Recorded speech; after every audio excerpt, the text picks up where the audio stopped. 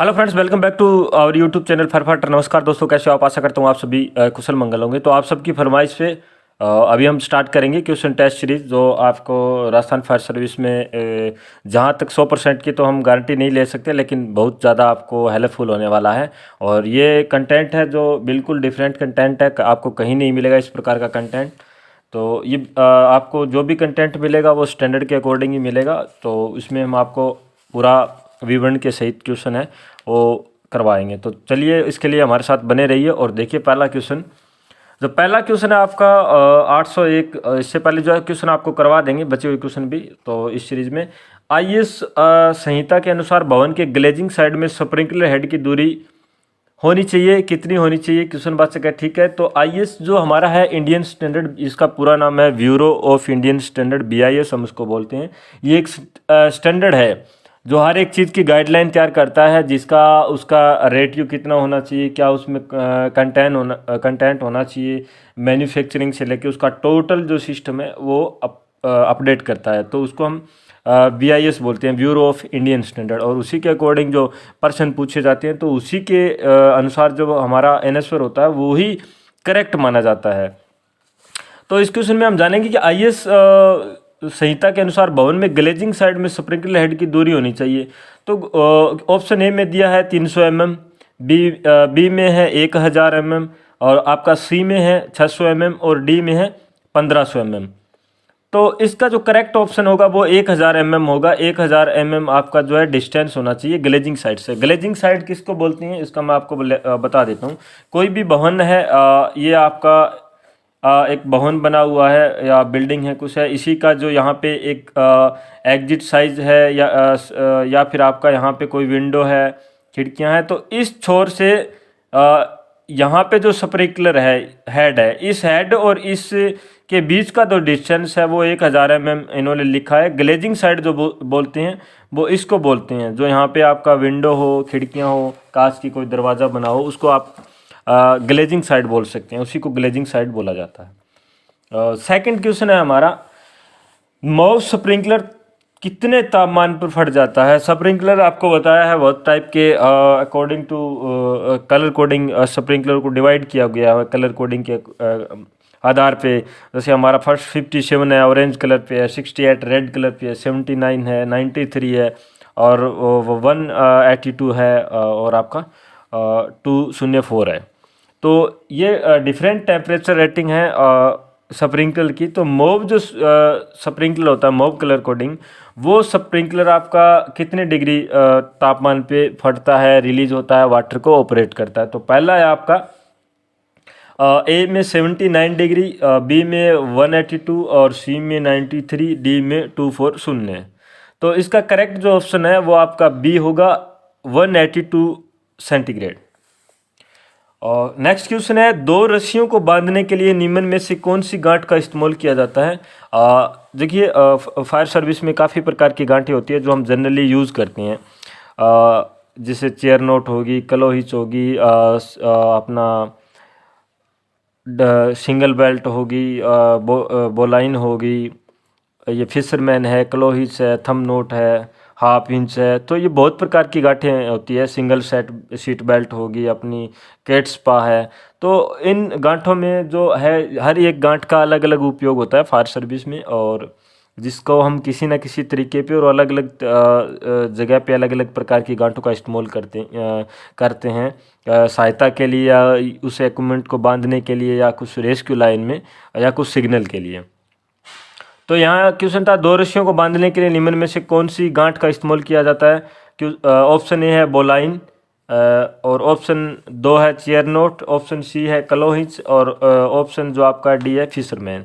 तो आप पहले आपको अपने आधार पे सॉल्यूशन करना है, जब तक मैं उत्तर ना दूं उसी आधार पे आपको अपना रेटियो चेक करना है कितनी आपकी एक्यूरेंसी आ रही है। तो इसका राइट आंसर होगा सी, क्लोहिच। नेक्स्ट क्वेश्चन पे चलेंगे, दो लोगों द्वारा किसी ऐसे व्यक्ति को बचाव का निम्न में से कौन सा तरीका सर्वाधिक उपयुक्त है जिसके एक पैर में फ्रैक्चर हो गया, यानी कोई मैन पावर है, कोई कैंडिडेट है, कोई कैजुअलिटी है जिसका एक पैर फ्रैक्चर हो गया, तो उसको हम किस तरीके से उसका हम बचाव करेंगे, उसको एक स्थान से दूसरे स्थान पे लेके जाएंगे? तो ऑप्शन ए है 400 सीट कैरी, ऑप्शन बी है फायरमैन लिफ्ट, ऑप्शन सी है 300 सीट कैरी और ऑप्शन डी है एकल ड्रैग। तो इसका राइट आंसर हमारा होगा सी 300 सीट कैरी। कैरी मतलब उसको हैंडल करना, कैरिंग हैंडल जो हमारा एक्सटिंग्विशर का पार्ट होता है पकड़ने के लिए, तो वही सेम है 300 सीट कैरी। नेक्स्ट क्वेश्चन है, फायर सर्विस में रखे हुए उस अभिलेख का क्या नाम होता है जिसमें स्टेशन में होने वाली समस्त घटनाओं का समयबद्ध विवरण का उल्लेख किया जाता है। ऑप्शन ए है stock register, option B occurrence book, option C log book, option D है कंज्यूमेबल रजिस्टर। तो उसमें आप अपने हिसाब से पहले ये डिसाइड कर सकते हैं कि इसका आंसर क्या होगा। तो जिसमें लेखा जोखा रखा जाता है फायर सर्विस में, फायर स्टेशन में एक रजिस्टर रखा जाता है फायर ऑफिस में, उसको ऑक्यूरेंस बुक हम बोलते हैं। नेक्स्ट क्वेश्चन है, किसी भवन में आग लगने पर उसके नष्ट होने का मानक क्या होगा। कोई भवन में आग लगी, उसमें जो नष्ट होने का मतलब उसमें जहाँ पे प्रॉपर्टी है उसके अकॉर्डिंग पूछा गया है। ऑप्शन ए है समस्त दहनीय सामग्री जल जाए, ऑप्शन बी लोहे की छड़ें दिखने लगे, यानी भवन में जब आग लगती है तो वहाँ पे समस्त जो जलने वाली सामग्री है वो जल जाए तो उसको नष्ट मतलब होने का मानक माना जाएगा। या लोहे की छड़ें दिखने लगे, यानी कंक्रीट पत्थर है जो छत का है वो जल के उस डैमेज होकर नीचे गिर जाए, अंदर से सरिया या लोहे की छड़ें आपको दिखने लगी, वो कंडीशन होगी। या जब लपटें बाहर आ जाए, या फिर नेक्स्ट क्वेश्चन ऑप्शन है जब पूरे भवन में धुआं फैल जाए। यानी किसी भवन में आग लगने पर उसके नष्ट होने का मानक क्या होगा। इनमें से जैसे मानक क्या एक मापदंड दिया है कि ये जो अगर इनमें से कोई प्रक्रिया होगी तो उसको हम मानक कैसे मानेंगे कि वो बिल्डिंग वो भवन है वो वहाँ की जो सामग्री है वो नष्ट हो गई है। तो ऑप्शन ए होगा जब समस्त दहनीय सामग्री जल जाए तो उसका नष्ट होने का मानक माना जाएगा। नेक्स्ट क्वेश्चन है हमारा, एनबीसी 2016 के अनुसार मर्केंटाइल ऑक्यूपेंसी के किस टाइप का जो किस क्वालिफिकेशन में आता है। तो नेशनल बिल्डिंग कोड अगर 2016 आपने पढ़ा है उसको देखा है तो बिल्डिंग 9 प्रकार की होती हैं, ए बी सी डी इस प्रकार से। तो उन्होंने पूछा है कि मर्केंटाइल जो होती है, मर्केंटाइल का जो है किस प्रकार की होता है, मर्केंटाइल जो होती है वो किस ग्रुप में आती है। तो ऑप्शन में दिया है A F group, B G group, C A group और एच आपका एच ग्रुप। तो इसमें आपको ये बताना है कि जो मर्केंटाइल टाइप की बिल्डिंग है वो किस प्रकार की बिल्डिंग में ग्रुप में आती है। तो वो आपका यहाँ एक्यूरेट ऑप्शन होगा एफ ग्रुप में आती है, F1 F2 F3 इस प्रकार से ये इसको डिवाइड किया गया है 3 प्रभाग में। तो ऑप्शन एफ है वो मर्केंटाइल टाइप की आपकी बिल्डिंग में आएगा ग्रुप। नेक्स्ट क्वेश्चन, यदि हम किसी भवन के तल पर है और भूकंप आ जाए तो हमें क्या करना चाहिए। ऑप्शन ए है हमें जल्दी से खुले स्थान पर भाग जाना चाहिए, ऑप्शन बी है तत्काल उस स्थल को छोड़ देना चाहिए, ऑप्शन सी है स्टडी टेबल के नीचे बैठ जाना चाहिए, ऑप्शन डी उस स्थल के बाहरी भाग में जाकर खड़े नहीं होना चाहिए। तो हम किसी भवन के तल पर हैं, तल के मतलब नीचे के हिस्से पे है, फर्स्ट फ्लोर ग्राउंड पे हैं और भूकंप आ जाए तो हमें क्या करना चाहिए। तो सबसे पहले हमें जल्दी से खुले स्थान पर भाग जाना चाहिए, वो तल छोड़ देना चाहिए, खुले स्थान पर जाके हमें खड़े हो जाना चाहिए या खुले स्थान पे हमें चला जाना चाहिए। तो ऑप्शन ए यहाँ सही होगा। बाहरी लाइटिंग के मामले में हमें क्या नहीं करना चाहिए। तो जब हमारी आकाशीय बिजली जब चमकती है, बाहरी लाइटिंग उसको बोलते हैं, जो हमारा बिजली का कड़कना कहते हैं ना, बिजली जो आकाशीय बिजली होती है बाहरी लाइटिंग उसको बोलते हैं। आकाशीय बिजली का जब मोमेंट होता है तो हमें क्या नहीं करना चाहिए। धातु की वस्तु के पास खड़ा होना चाहिए, बिजली उपकरण बंद करना, लंबे पेड़ के नीचे खड़ा नहीं होना, या ऑप्शन डी कैनोपी के नीचे खड़ा नहीं होना। तो यहाँ इसका ऑप्शन डी है कैनोपी के नीचे खड़ा नहीं होना चाहिए, नहीं होना। तो कैनोपी एक्चुअली क्या होता है, किसी भवन के हाई राइज टाइप की जैसे बिल्डिंग होती है या जो भवन होते हैं हाई राइज, उसमें जो अपना टेरिस जो होता है वहाँ पे एक फाइबर की बॉडी में तैयार करके एक नॉर्मली शेड बनाया होता है।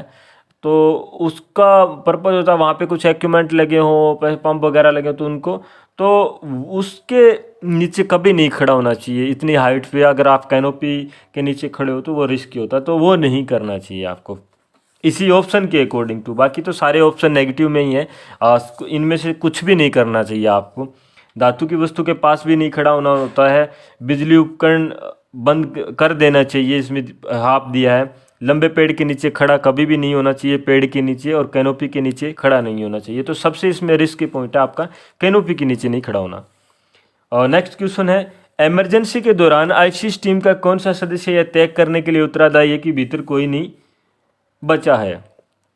तो इनिशियल रिस्पांस टीम जो होती है उसका मेन पर्पज़ क्या होता है, वो सर्च और रेस्क्यू, जैसे ईआरटी और क्यूआरटी डिवाइडेड टीम होती है, उसमें हर एक टीम का वर्क डिवाइड किया होता है। यहाँ पे ये नहीं है कि फायर फाइटर सर्च कर रहा है तो फायर फाइटर का काम कौन करेगा। तो ऑप्शन ए है अर्ली वार्निंग, ऑप्शन बी है search and rescue, C evacuation team और डी फायर फाइटर। तो ये जो उत्तरदायी है इस कर्तव्य को करने वाली जो टीम है वो सर्च एंड रेस्क्यू, आपका ऑप्शन बी है वो करेक्ट हो जाएगा। तो अगर हमारे क्वेश्चन टेस्ट सीरीज 10 क्वेश्चन है इसमें ये क्वेश्चन अगर आपने पहले कहीं पढ़ा, इसको सोल्व किया है, इस प्रकार का क्वेश्चन का लेवल आपको लग रहा है, तो इस प्रकार का क्वेश्चन का लेवल के अकॉर्डिंग आप यहाँ पे कमेंट करके हमें ज़रूर बताएं, ताकि आगामी टेस्ट सीरीज हम आपको कंटिन्यू रखें, ताकि आपकी जो एग्ज़ाम की प्रिपरेशन है वो अच्छे तरीके से हो जाए या उसका एक लेवल के अकॉर्डिंग हो जाए। तो अगर हमारा वीडियोज़ आपको अच्छा लगे तो लाइक करें, चैनल को सब्सक्राइब करें और आपको नोटिफिकेशन की अपडेट मिल जाए इसलिए बेल आइकन को प्रेस करें। Thank you. जय हिंद, वंदे मातरम।